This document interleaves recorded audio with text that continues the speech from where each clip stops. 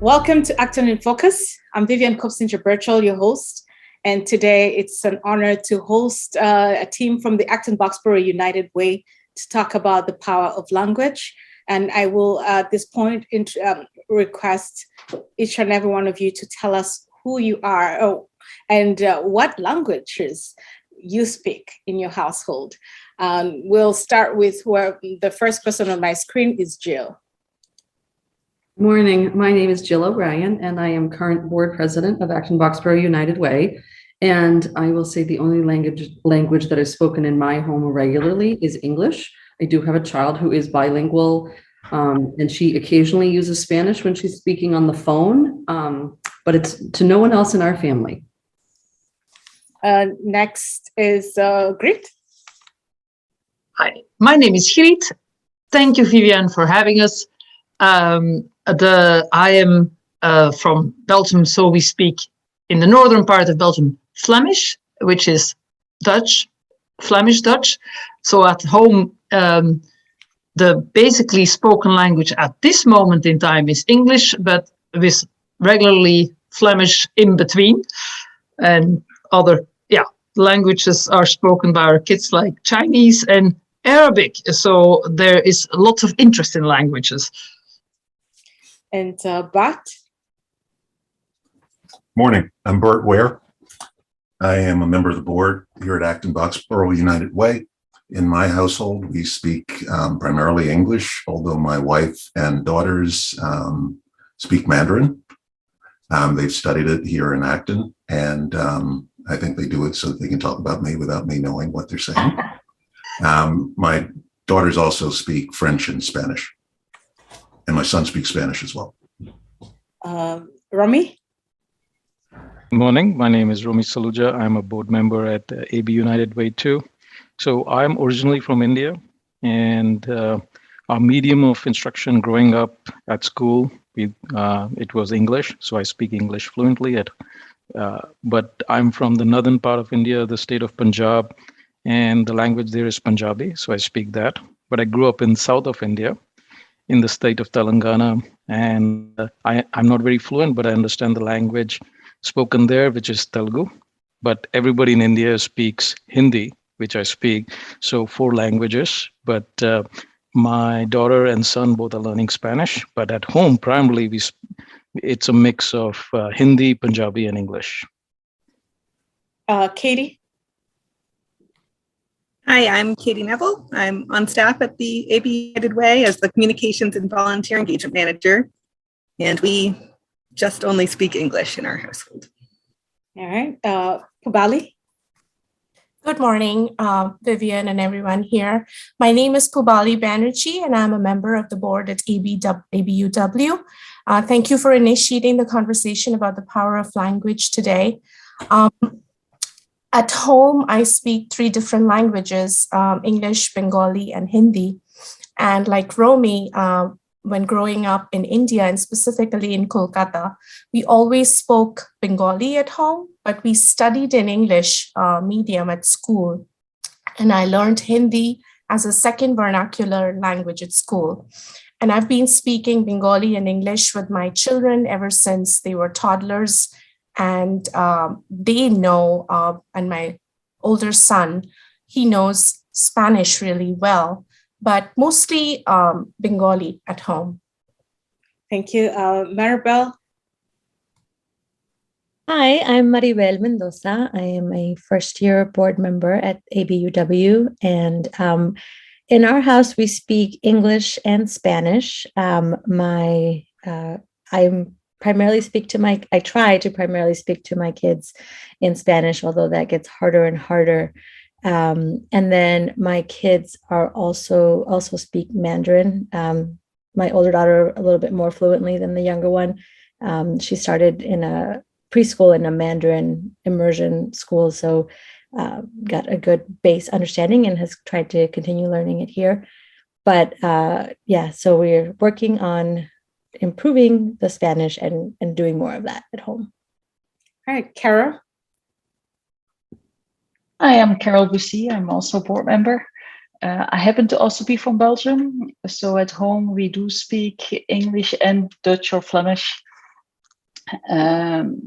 Whenever we used to go on vacation to Belgium and we would come back, it would be almost all Dutch or Flemish, and over time there would be more and more English in there, and then after a few weeks it would be all English. I still try to speak as much Dutch or Flemish, but even in my own language I hear that there's more and more English going in between. And when we want to say something that the kids shouldn't hear, we would speak French, but my youngest is now taking French and not Spanish at school, so we'll need to find a different language. Thank you. Linda? Good morning, I'm Linda Moineau. For those who are visually impaired, I am a middle-aged white woman with dark curly hair and a light blue collared blouse. In our home, we speak English. My daughter lived in Germany, so she speaks German. And thinking about what Bert, Carol, and Pubali and Rami said, growing up, my parents spoke Yiddish, and it was started, especially when I was in 3rd grade and learned how to spell. And it was mostly so that I couldn't understand what they were saying. Excellent. And lastly, myself, I grew up in a household speaking 3 languages, Luganda, which is my mother's language, Runyankore, which is my late dad's language, and English, because we were studying that in school. But we picked up other languages from neighbors and friends. So I can communicate in about 7 languages, but primarily I speak 3. So even in the household here in Acton, I speak 3 languages. But, from this introduction, we see that, we recognize the diversity of language in our household, even on the board.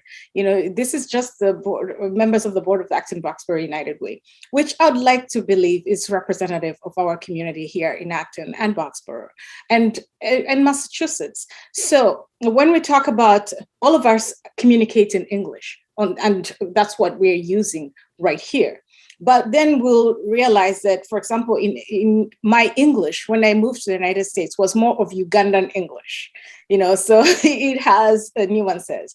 And we have people from India, they might have Indian English, and we might have the Dutch who have Dutch English, for lack of a better word. So my question to you is, how has language influenced your life here in the United States, whether it's through work or social life, starting with Jill? So the influence of language in my house, I think I have to give credit where it's due into a child who, in Massachusetts and in the United States, we pay a lot of attention to STEM. We give a lot of attention to math, sciences, and as a country, my child was observant of being from Acton, being from the suburbs. There wasn't a lot of exposure. So as a family, we had to listen more to her in her theory of, and her frustration. Why am I here when my strength is in acquiring languages? So it influenced our entire family, that we were used to sort of speaking the way people in the suburbs speak and the people in Massachusetts speak. I don't know that they're, like, I have a brother-in-law from Quincy, and his accent, if you will, even his word choices were different from what we had grown up with, and I grew up in Littleton and Acton. But this having a child that was sort of splashing a light on it influenced everyone else in our family. That it wasn't so much about not being open to, listening to others, but really not being exposed and having to go outside of the confines of school to sort of reach into and want to explore what became like a natural inclination to want to know more. That same child, there was no Spanish, being taught at the elementary schools at all at that time. And as a, suburban mom, her interest was in this when she was in elementary school in 6th grade. There was a woman that came from New Hampshire to teach my child and 2 other friends Spanish. So that in and of itself, and this was in like 2006, maybe. So she was 9, 10, 11, 12. Like that's when she was becoming more and more aware of the lack of the opportunity for her to capitalize on what she was interested in. And it's so unique to listen to people that come from other countries, I want to say just about everybody on this panel had an opportunity in where they grew up, whether it was because of their parents or because of their location, to listen to and have an opportunity to explore. So as crazy as it sounds, there wasn't the opportunity here in the suburbs in Acton, where my child grew up, to explore that. And we certainly, my husband and I grew up right here as well. We weren't speaking any other language besides English, because that was the track you were on. It was, women do this. And yes, I took home ec, but was I ever offered Spanish or any other language in school? No, absolutely not. So to me, it's like a sign of the times, and I love it. So that's sort of the influence of one child on everybody is absolutely there in my home. Great. I would say for me, language is very tied to belonging. And when my youngest son was 10 years old, he said to me, "Don't you speak that language of yours?" to me. And here I had done all this effort because my husband speaks English, always spoke English, he's American, and I was Belgian, so I was determined to speak Dutch. But when you're first child, it's easy to keep your language. It's parity. The second, it becomes harder. The third, I was exhausted. And when they then in your face say, "Don't," and a language of yours, and I became, you can imagine, it became emotional. I'm like, this is my mother tongue. How can you deny this? But guess what? We stopped basically speaking Dutch, but now he's 16. He says, or no, he's not 16. Now he's in college. But when he was 16, he said, "You could start speaking the language again of yours." And so it all works out. They see the value ultimately, not tough, not easy, work-wise. I am acutely aware that I have an accent. Some people call it exotic, which is nice. Other people find it annoying. Other people can't comprehend it. And that sense of, do I belong? When I became an American citizen, I said, I am as American as apple tart. Apparently, you don't say apple tart, you say apple pie, which again, my kids pointed out to me and made them hysterically laugh. By my youngest son saying, "Don't you speak that language of me," it also gradually is dawning on me, which some of these board members know, that I became a minority in my own family because of the dominant English language and that the sports metaphors and so on, I am really still not familiar with, partially because I'm really not that interested, but it influences you or how you belong. Anyway. Yeah, before I go to the next one, Griet, you did not tell us your last name. You just said you're Griet. Griet de Handschutter. Go on. No, which in one job I was told, please not to say, because could I not change my name? Because it was just, according to my boss, a bit too long and too exotic and too much attention demanding if people then started to ask about my name. And I said, no, I cannot change my name. I refuse to change my name, which was a hint that it wasn't the right place for me to be. Thank you, Bert? Language for me, I mean, sort of in my household, the influence of it, it's interesting. My wife, her mom was from Germany. Her father's African-American. And my wife grew up as a consequence in a household where German and English were spoken. My children have had this fascination with language. They chose to study Mandarin because, at least as my eldest described it at the time, and she started when she, I think, was in elementary school. It was interesting, and that's where a lot of cool kids went on Sunday mornings over to the junior high where the Acton Chinese language school is going on. Through my life and given what I do for a living, language has always been vitally important. Precision in language has been vitally important. I grew up down in Virginia, and it's sort of amusing that you speak of sort of the differences in American English versus English from perhaps Europe or spoken in Europe or spoken in Africa. There's regional differences too. You may not hear a Virginian accent here when I speak. In fact, when I grew up in Virginia, people said, "You don't sound like you're from here." And I always remember thinking about that issue of belonging as a consequence, because I grew up in a household where my mom was a school teacher. She taught English. She also taught home ec, Jill. But it was sort of interesting because even though we grew up in Virginia, precision with the language, how you articulated yourself, your diction, your accent was very important within my household. My dad, he spent 20 years in the service, 20 years in the postal service after that. And the idea that there would be sort of regional colloquialisms was really sort of frowned on in my household growing up. And that may well be why when people would say, "You don't sound like you're from here," perhaps I didn't. They would say, "You sound like you might be from the Midwest.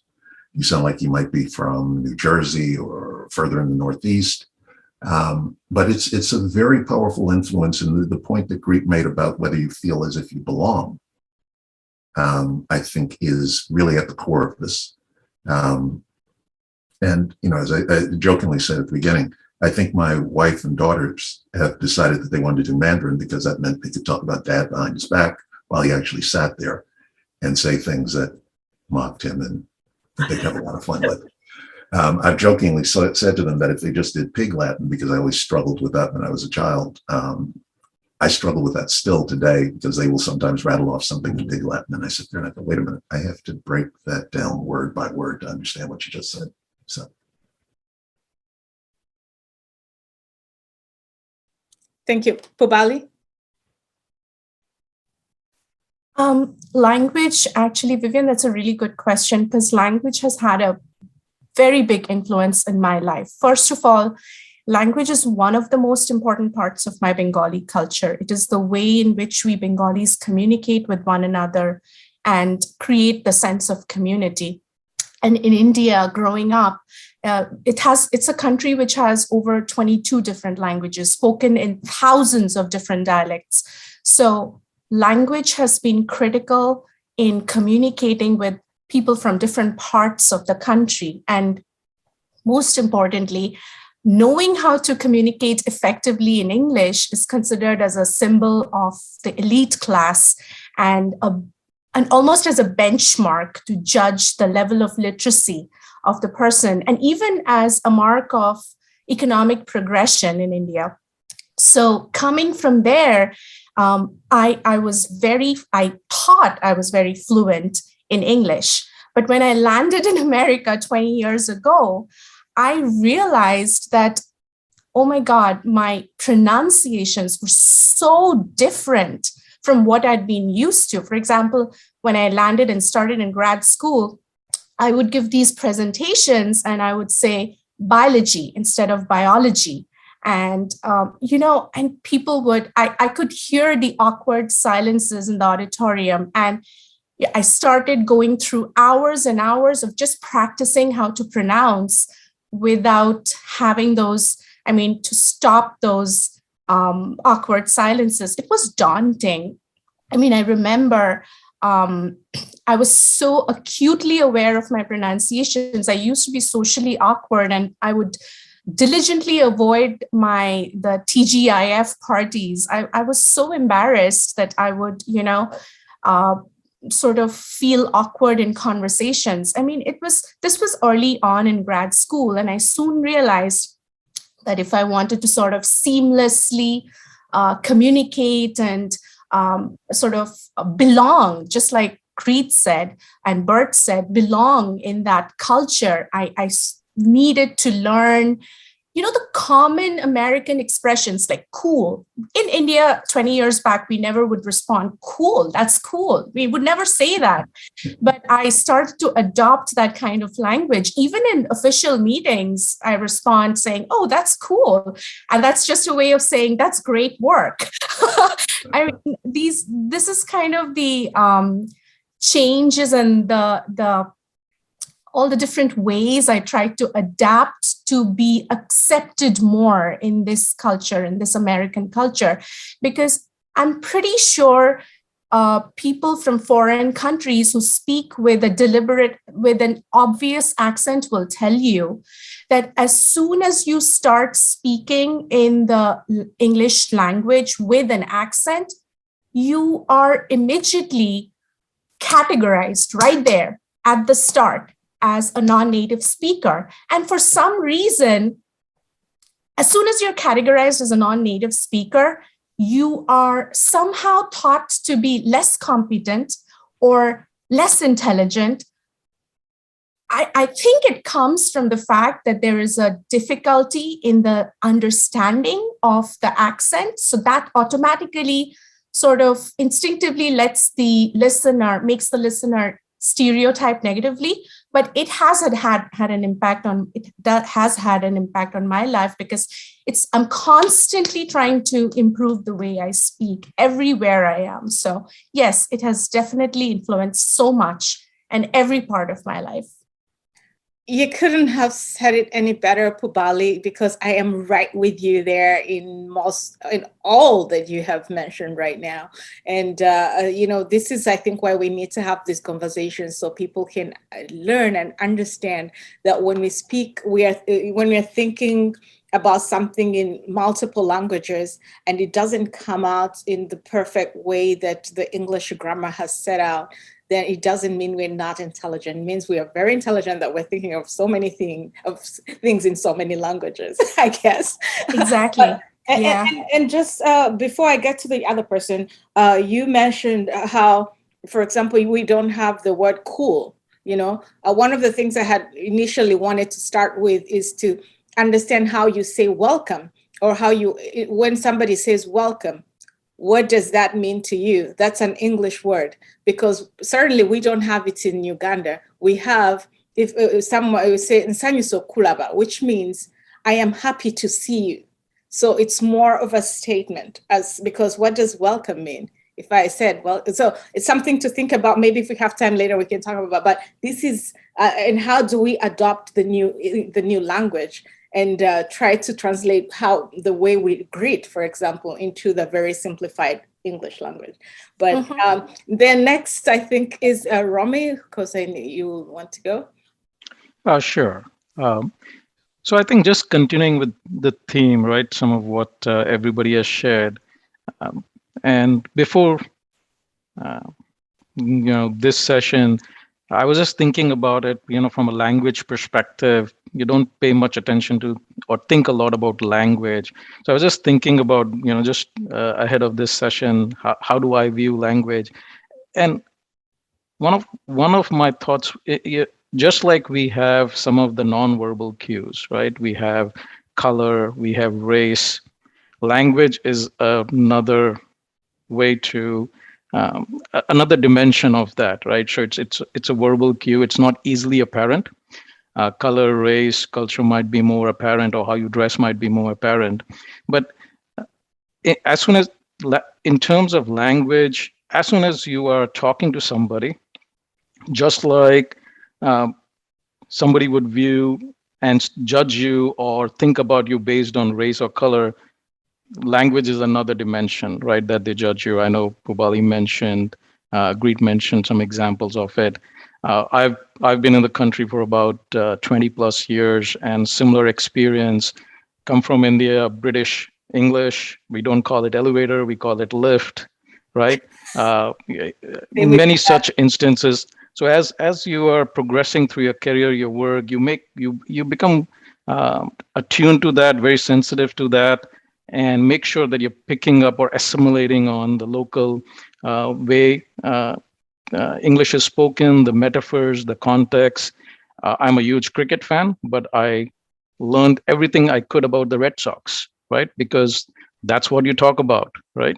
And learn that game. So language is another way, people are another dimension, right? So you want to make sure, going back to Greet's what Greet had mentioned about belonging, that's another way, right? Where folks whom you're interacting with, make a judgment on whether you belong there or not, right? Whether it is the workplace, or even, I'll give you an example, right? Even as friends who are from India get together, as you know, in India, many different languages are spoken. How fluently you speak that language has an impact, right? So even among friends who are from the same cultural background or heritage, how fluently you speak that language has an impact on how that relationship builds, right? And one last thought I would share is that for me, from a language perspective, I view it more as, especially from my kids' perspective, trying to teach them about Hindi or Punjabi is just trying to connect them, with their heritage, right? And I also view speaking different languages just another skill. If you're from a technology background, you learn a programming language, or if you're learning some other skill, whether it is knitting, or you're learning how to ski. Language is another skill set. It just provides you additional capabilities, right? That just help with your interactions, or how you're able to better relate to others. Thank So you. that I'll pass it back to you, Vivian. Yeah, thank you. Maribel?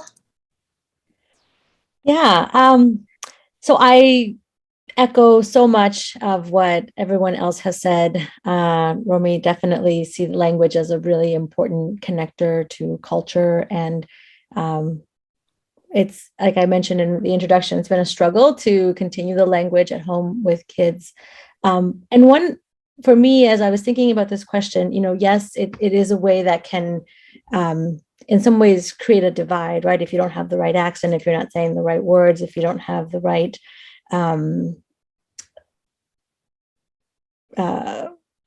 what's the word I'm looking for? If you're just, it's just different, but it can also be a really great connector and connect us in really powerful ways.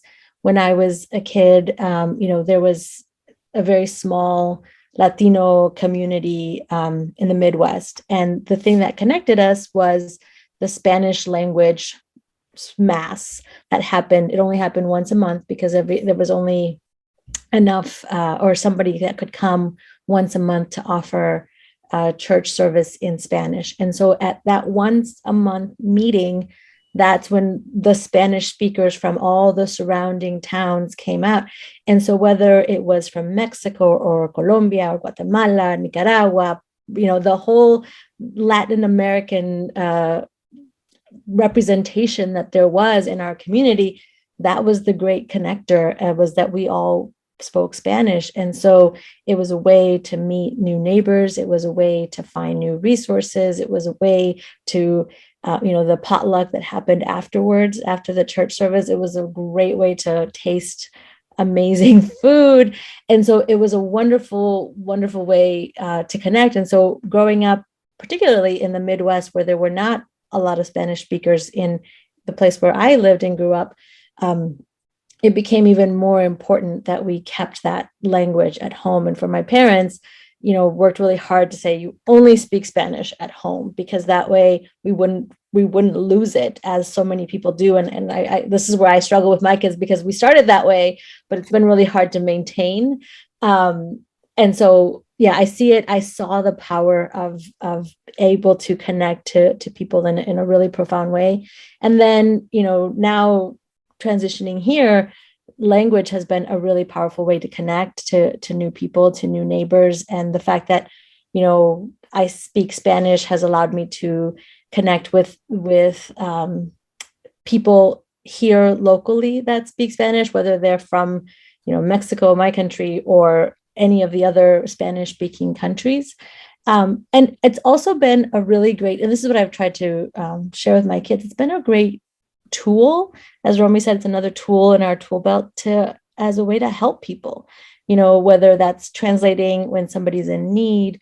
I remember being at an airport and somebody was stranded and couldn't, communicate what she needed. And I happened to be standing behind her in line and was able to help her, get back on a flight. And, having my kids be there and witness that, to me, I thought was a really important lesson for them of, there's a wonderful value to connect to speaking Spanish because it connects you to your culture. It connects us to so many people in our community. But it can also just be something that can come in really handy when you want to can offer some help to somebody in need. So, thank you, Kara. I echo everything everybody else has said, except maybe that we probably didn't feel the need as much to do as much effort to try to change our accents because we're not encouraged as much, which is very interesting to see. Is it just because we're white? When people hear my accents, most cases I get remark, where are you from? And then I say where I'm from, and I say, yeah, my kids have tried to change my accent, but it just doesn't work. And say, oh, don't change it, it's cute. Which is interesting to hear that others have very different experiences, and that's so sad. Anyway, the struggles on itself are the same. When we came here, I had worked for an American company in Belgium, so my business English was okay. Although the nuances are not always there, and so you might use different words that people might look at. What do you really mean? But on itself, that was fine. But in the daily life, that's where my vocabulary was missing, which led to some funny situations sometimes. I remember when we just moved here, I was looking for cleaning products and tools to clean, and we clean differently in Belgium than we clean here. And I was trying to explain to the people in the shop what I wanted, and nobody could understand what I was looking for, and I had no idea how to say it. Or the other thing that was missing was the baby language. I had no idea what a diaper was, or a pacifier, or or things like that. So that was really funny. And so automatically I would switch to speaking Dutch with the kids when I would pick them up from daycare. And I know in Belgium, people really don't like that when immigrants don't speak the language of the school, at the school or at the daycare. They feel like, why don't you adapt? And here I was doing the same because I just didn't have the vocabulary. And here everybody accepts it. I never got a comment on, why don't you speak English? So it's interesting how different cultures are more tolerant or not. And it might be based on skin color, which is really sad. Thank you. The other interesting thing is how I have been shouting at my phone when you call a call center and you can only say the option. You don't have a way to type in the number. And especially in the past, in the beginning, 15 years ago, they would just not understand me. We lived in Dublin before moving here, and there it was even, I mean, the Irish accent is not possible for me. And so I've been trying to imitate the accent to try to get through to a person on the phone, and it just wouldn't work. Luckily, most call centers now have the option to also dial a number. But even today, there's still somewhere I need to try to say it 5 times before I get through. Hey, Carol, can you give us a dose of Irish imitation? No. It's so interesting. Some people just can twist their tongue in some ways and can imitate accents very easily, and they can make a Boston accent and a Southern accent and whatever accent you want and an international accent. But my tongue just isn't flexible enough, I guess. I don't know. Carol, very similar, I think, to your first comment about not changing your accent. I find it really interesting that you have never been told to speak English. I think as a non-white person, I have definitely been told to speak English when speaking Spanish with my children. And in fact, most times it's assumed that I can't. It's so sad. That is so sad. And then try running for office and you have to have speeches in English. Proper English. Anyway, but that's a different question. But but I'm so glad that, Carol, you brought out the call centers, and because this is a place that is often not paid attention to, because I have certainly struggled where, they probably want to pick up a certain word in a certain accent. and it can be picked up. And this also applies to healthcare, because I had a visit to one of the clinics, and some of the tests that they have, say if they're cognitive tests, they have objects that are very unique to America. Could be bowls, could be other symbols that an immigrant will not know. So how do you measure cognitive? Is it because they just don't know the thing, or because they don't remember the thing? So those are conversations we can have later. And this is all communication and language. But I think we'll go to Katie and then Linda. Put me at the end of this awesome sharing. It's not fair, Vivian. So I grew up in Boxborough, and learning a second language has always been this incredible hope of mine, and something I worked on at school, but it's yet, I'd say it yet, I still have a growth mindset, but it's yet to really click. Over my 4 years at AB, I took Spanish, then I took Latin, then I got my Latin teacher for Spanish, and I really hadn't liked her, so I switched to French. And then in college, I switched to Italian, and took 6 semesters of Italian. And while I have choice Italian phrases that still come out when I'm frustrated with my kids, I've never achieved anything that's close to fluency. And so it's just sort of remained this romantic dream. But I recognize that comes from an immense place of privilege, right? I've traveled widely, and I've been able to take for granted that I'll be able to communicate where I go.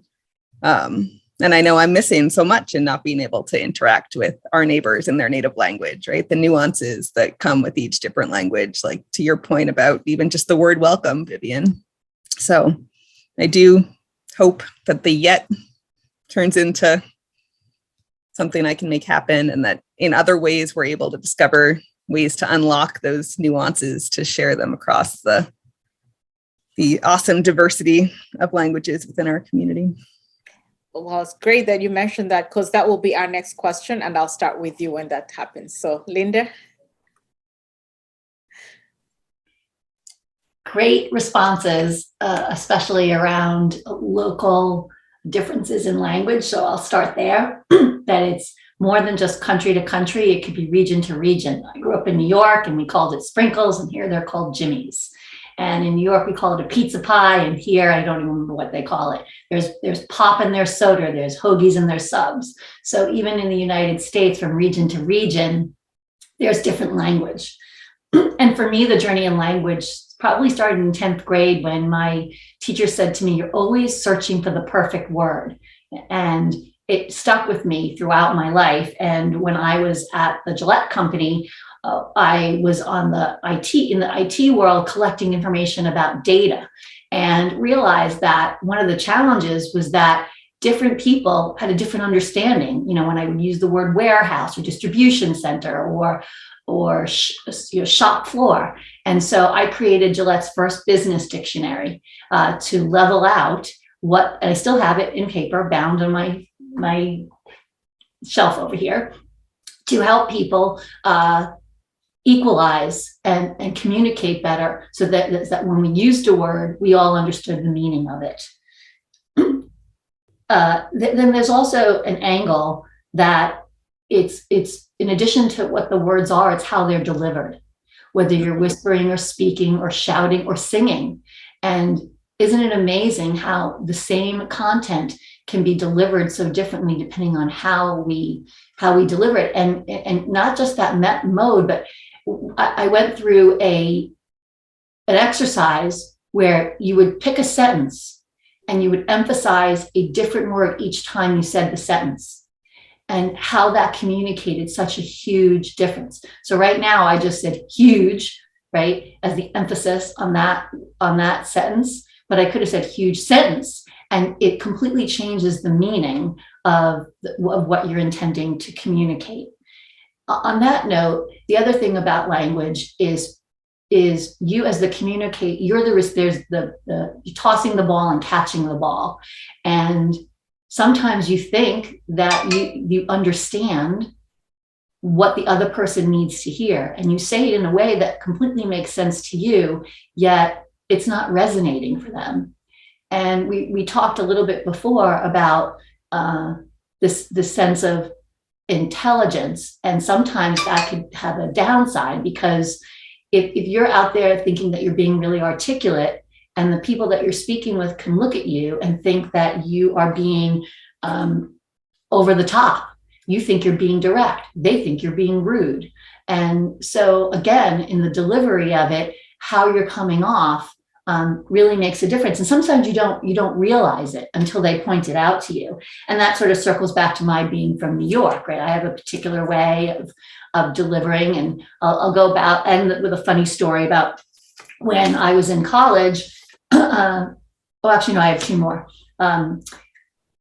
So I'll tell this, and then I have a few more thoughts. When I was in college, I went to a party at MIT, and I was, around the room talking like this, and a guy came over and he says, "You must be from New York. You're talking with your hands."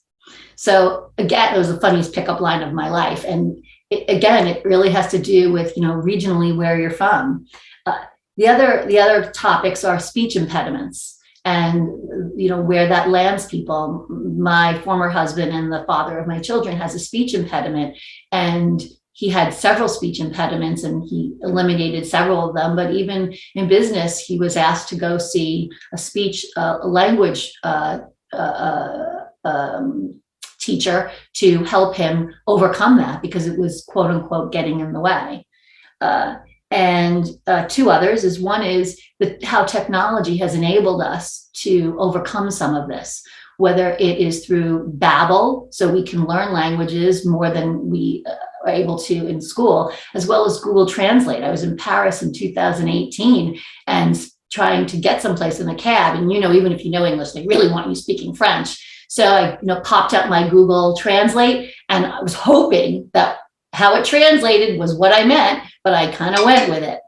And then the last is a line from one of my favorite books, East of Eden, John Steinbeck.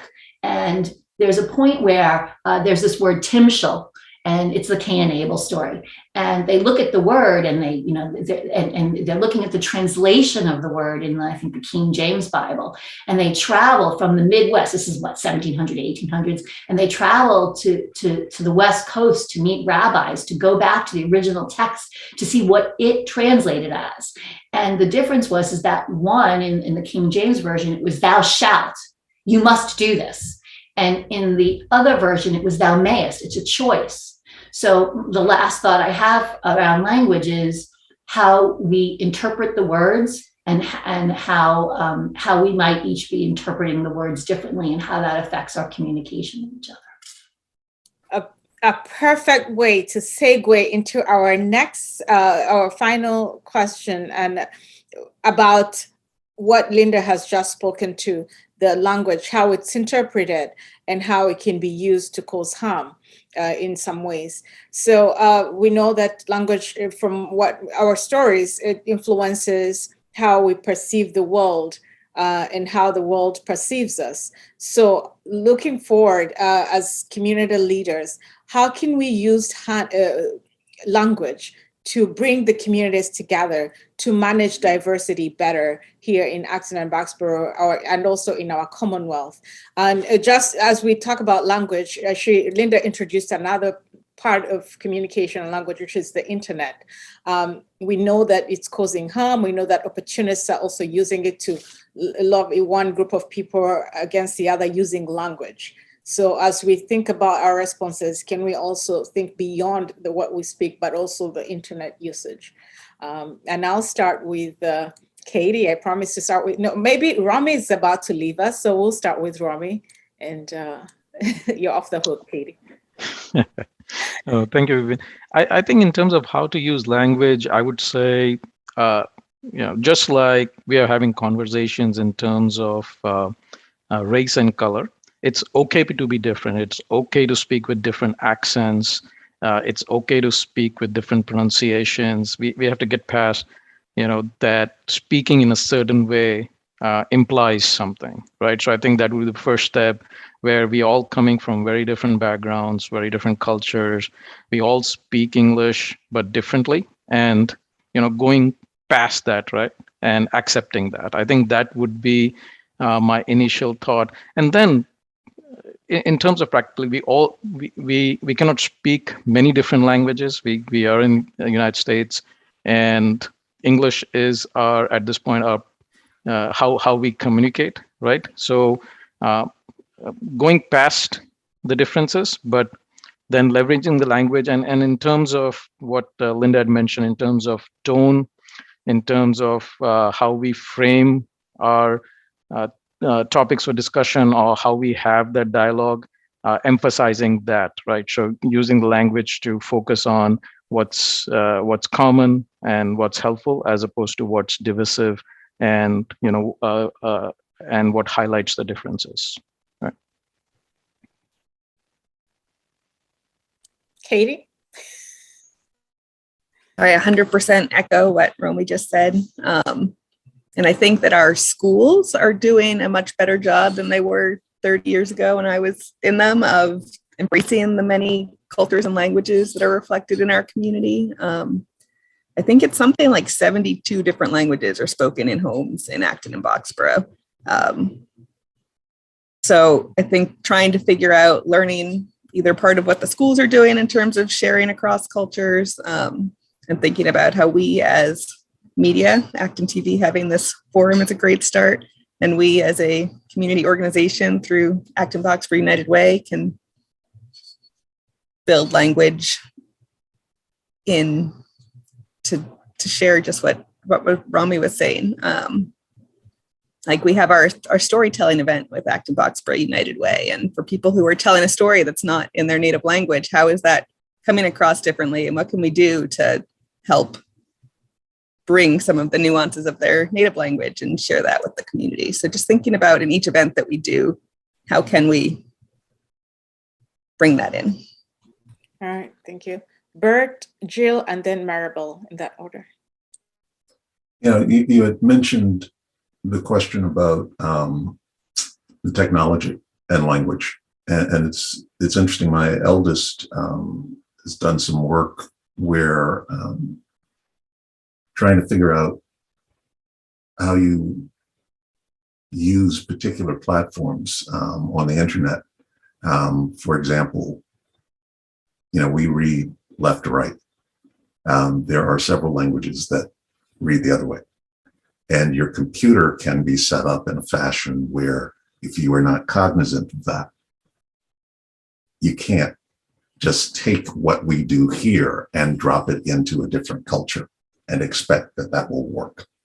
In fact, it will likely be offensive, or it will not have the kind of commercial success that you're hoping. You're trying to sell a product and you come up with a particular thing. I was chuckling because she was telling me the other day about, there was a slogan that Coca-Cola used to use, Coke brings you to life. And when you translated it into several different languages, you would get things like Coke resurrects you from the dead, which may not be the best way of selling your product if that's what you're hoping to do. But that was a piece of this whole thing. But at least for me, I think the biggest takeaway around language and its use turns on your willingness to be open to try and understand that you don't understand. We were talking about how different accents affect people. I am a huge fan of, at my job on my way in, I would often listen to BBC on the radio as I was commuting in.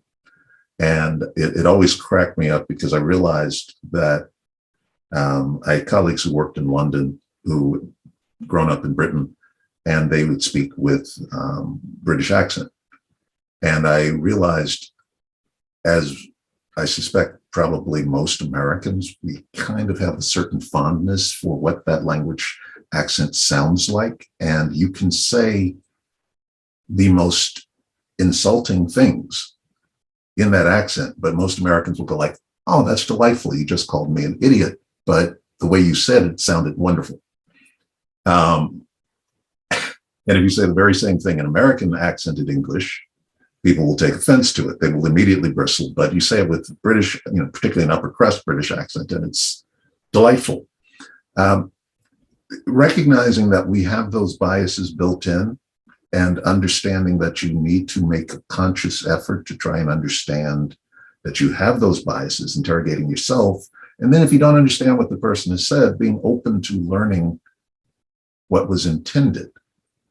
And they need to be open to sharing what they intended, and you try and work across that bridge to figure out how you can get it done. I mean, we were talking very early on about the differences in regional languages here in the US. As I said, I grew up down in Virginia. There's certain things that we have that are colloquial things that you say in Virginia that when I remember coming to Massachusetts to go to undergrad, you would say these things and people would kind of look at you and go, okay, I haven't a clue what that was supposed to mean. But if I said it in my community back in Richmond, Virginia, 90% of the people in the room would immediately understand, and they could almost finish the sentence or finish the thought because it's so common. So I found myself doing a lot of these, okay, this is what that means in my culture kind of thing, even though we share a common language, or at least arguably a common language. The same thing, as I was just saying with regard to British English versus American English, or Canadian English versus American English. Same thing happens there, where there are things that are foundational within those other cultures that we sort of hear and we're like, why do you call it a lift? Why do you call it, any number of other different things that you hear? And, I will own up to the fact that, particularly with my colleague who was based in London when I was previous job, we jokingly said to her, we said, you could literally read the phone book aloud to us and we would sit here and we'd just be completely charmed. If somebody here in the US read the phone book, they're like, come on, let's just move on and do something else. But Elspeth's accent was so delightful when she would say things, and she could literally explain that someone had made the dumbest decision ever as far as a particular business choice. And the person to whom she said that would be sitting there going, oh, okay, that's fine. However, if I said the very same things, very same words, very same emphasis, they'd be saying, Bert was so harsh with me when he said that. Meanwhile, Elspeth is sort of chuckling to herself because, I said, I'm going to bring you in to just insult people for me if I need you to do that. Because you can get away with it much more so than I can. So.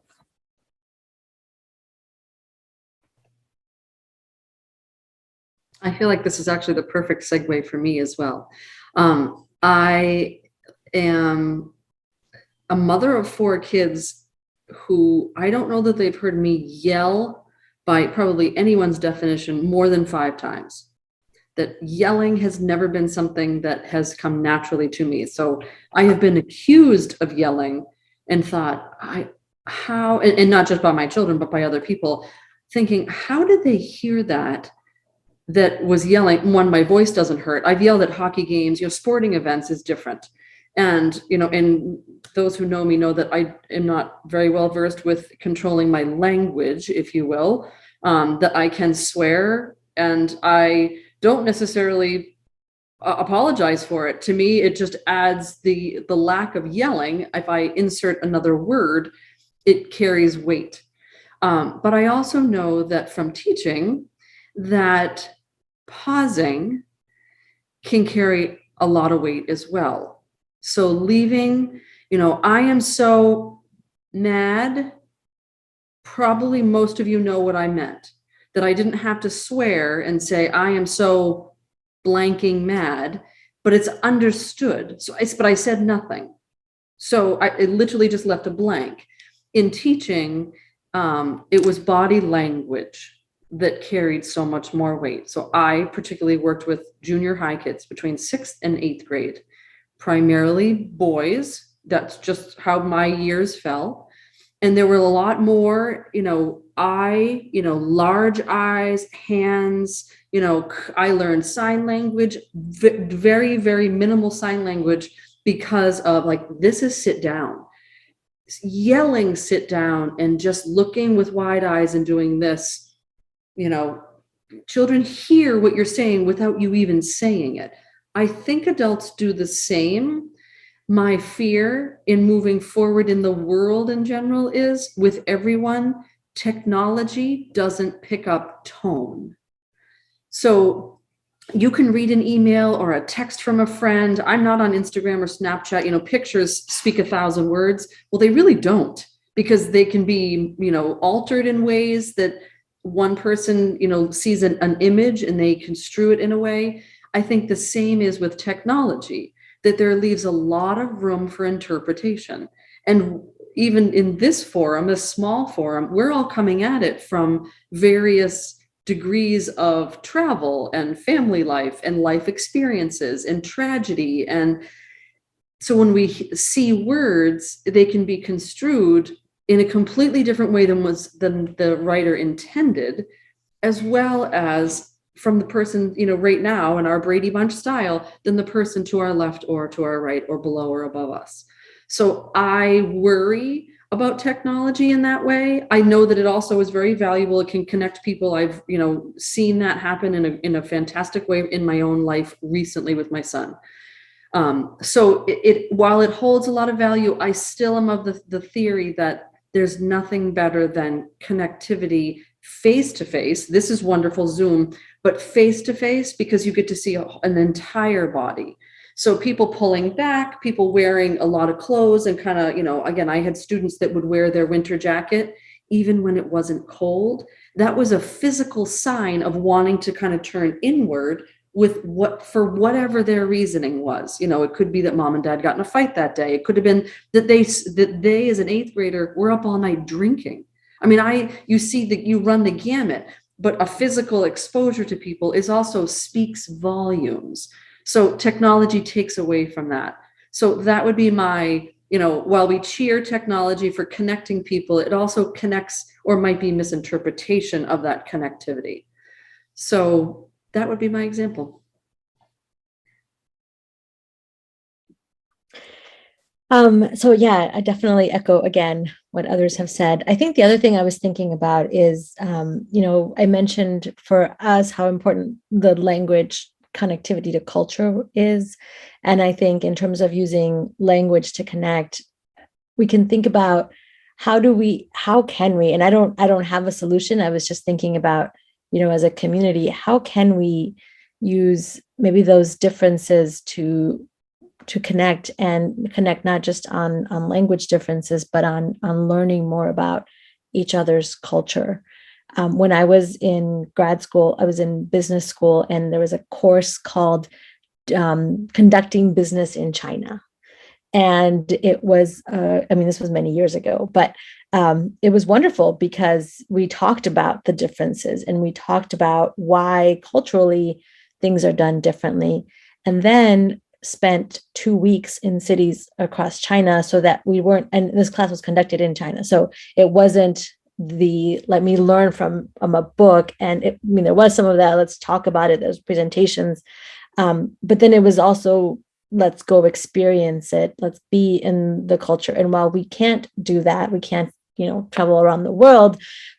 But I think we could think about maybe how do we get a taste of that? How do we share the cultural differences so that maybe there's less misunderstandings of when you say something in like Joe, you mentioned you don't yell. My kids often tell me that I speak Spanish very loud. That's just the way it comes out. Like when I'm speaking in Spanish, my decibels are 2 decibels higher than louder than when I speak in English. And even in English, I speak pretty loud. So yeah, I think there's just some cultural things that I'm not yelling because I'm mad. I'm not yelling because I'm just talking, and that's just the way it comes out. It's just naturally louder. So I think I like I said, I don't have the solution, but I think acknowledging first that there is a difference, that there are some differences that maybe would lead to some unintended misunderstandings. We can say, okay, well, in some cultures we tend to be very direct, in some cultures we tend to be a little bit more, take longer to get there, and just acknowledging that. Yes, Kara, before you get there, but I just wanted to comment what Jill and Maribel talked about. I'm not yelling. So the Bachiga, where my father was born, where I was born, the joke is that because they lived in the hills, they had to shout so that the person in the valley can hear, because that's how they would communicate. Hey, how was your morning? You know, so that is the pitch at which the Bachigas speak. And if you find the Bachiga together speaking, you'd think they're about to fight and lounge on each other. But so it's fun. It's interesting that you mentioned that. So to Carol and then Linda. I want to build on what Maribel said. The more we know about each other, the more we will accept people the way they are, the way they speak, their accents, their imperfect language. So what can we do? We have so many opportunities in our community with so many different languages being spoken. What can we do to get to know each other better and to help our kids who so many want to learn language, but just from school, it's so hard to learn. The way that I learned my French was going on an overnight sports camp with the French-speaking people in the country, year after year, and that's how I learned. We have so many languages here. What is it that we can do? Can we help connect the kids who learn Spanish with Spanish-speaking charity organizations? What can we do for the kids learning Chinese with the who are not from native Chinese families, and in helping them? I know that the Chinese school is very open to connecting with people not originally from China. How can we work closer together? There must be ways to do things. Maybe the Haitian community with the kids learning French. How can we take this as an opportunity? Linda.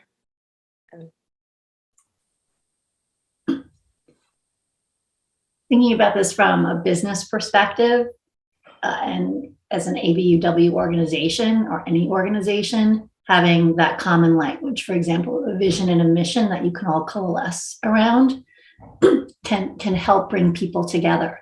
And there's a course that I participated in called The Language of Leadership, where all the leaders joined together and came up with sort of a common set of language that worked among them, so that they could be sort of all on the same page.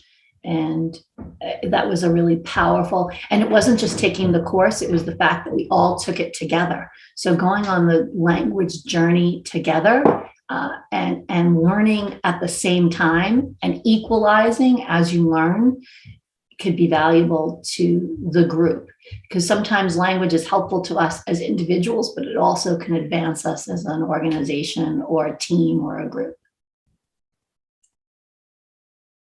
Finally, Grit. Acton-Boxbrough United Way's mission is to belong and thrive. And I think we know today was, I thought, a beautiful mosaic of, we touched on lots of different aspects. I definitely see an incredible role as community organization in becoming again more aware of the importance and the power, as you said, Vivian, of language as anything in life, whether it is technology or physical gestures, you can use things for good, or we have choices. We all make choices. And I think we need to make, as an organization, a choice to be inclusive and a choice to build trust and use this tool to build trust. And as people were speaking, so our community circles is actually really trying to talk to one another. So that's a tool that we are offering the community, a new way of trying to get deeper and understanding each other, and not coming from the mind, but from the heart. So I think there needs to be an openness. I love that Romy said, it's okay to be different. It's okay to not feel okay. I love that phrase. But at the same time, I'm like, I want to go a step further. It's not just okay to not feel okay, or it's okay we can celebrate being different. It's not just okay. So there's a beauty in this incredible richness that we actually are right living here with 1 out of 4 people being foreign born, and can we do that. And then lastly, one element we have not spoken about is, I would say, language and trauma. I had trauma as a young child, and the word curiosity triggers for me, whereas I find it the most beautiful word, but for many years I could not use the word because it brought me in pain, in trouble. And curiosity is, I think, what we do need to have for each other to say what is behind this, and then come with an open and a kind heart, and not come with an assumption of negativity, or try and be more aware of our own biases. And then for the people speaking another language, I think Vivian and all of you, I think, be brave. Just that you run for office, I find incredibly brave, and that daring to say, it's okay, I'm going to try, and do your best and don't give up. Thank you. Thank you all. It's such an honor as a host of this panel and this show. It's, just hearing all these voices and these perspectives about language. I think the community needs to hear your voices, hear these perspectives, and also it will help the community reflect on how we all how language influences our lives, and perhaps how language influences our biases when we encounter people who speak other languages or who communicate in different ways. So I'm looking at this as really the intro into this very deep conversation about the power of language, with the hope that it can become a series. And because there are so many things that have been mentioned here, and it could take another session different sessions to talk about the specifics. It could be another session on just technology, another one on just interpretation and nuances. So, but just for today, I want to say thank you. I want to say thank you to United Way, Acton-Boxbrough United Way, for taking the lead in managing diversity, in advocating for diversity, equity, and inclusion. And I certainly look forward to continuing this partnership and to being a part of AB United Way. And with that, I'd like to invite our viewers to share this message with whoever, everyone in their network, so that it can catalyze continuous conversations about language and diversity in our community. Thank you for watching Acton in Focus. Till next time.